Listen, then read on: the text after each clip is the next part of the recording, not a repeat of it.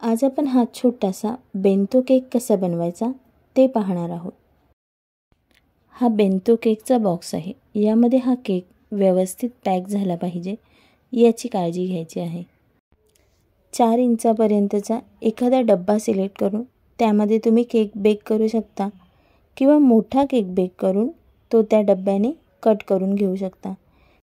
इथे मी डब्याने अशा प्रकारे लेयर्स कट करून घेतलेले आहेत। हा केक मँगो फ्लेवरमध्ये आहे।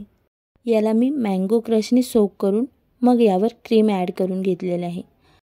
क्रीममध्येही आपल्याला मँगो क्रश ॲड करून घ्यायचे आहे।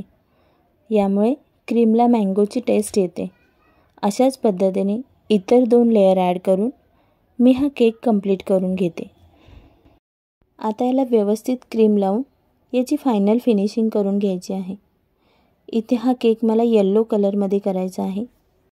त्यामुळे केकची थोडीशी फिनिशिंग झाल्यावर थोड्या क्रीममध्ये येलो कलर ॲड करून आपल्याला केकची फिनिशिंग करून घ्यायची आहे।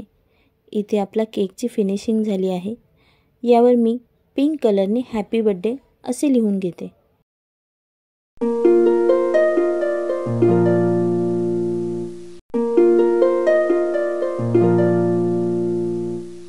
यावर थोडेसे पर्ल्स ॲड करून मी फुलांची काही डिझाईन काढून घेणार आहे।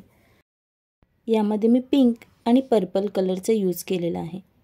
इथे आपला केक कंप्लीट झालेला आहे।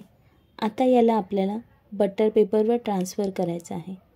अशा पद्धतीने पॅलेट नाईफने केक बाजूला करून याला मी बटर पेपरवर शिफ्ट केला आहे। आता हा केक उचलून आपण आपल्या बेंतो बॉक्समध्ये ॲड करून घ्यायचा आहे आणि अशा पद्धतीने आपला हा बेंतो केक रेडी झालेला आहे। तर केकच्या अशा छान डिझाईनच्या आयडियांसाठी रोहिणी स्पेशल रेसिपीला नक्की सबस्क्राईब करा, लाईक करा, शेअर करा आणि हो, कमेंट करून आपली प्रतिक्रिया कळवा।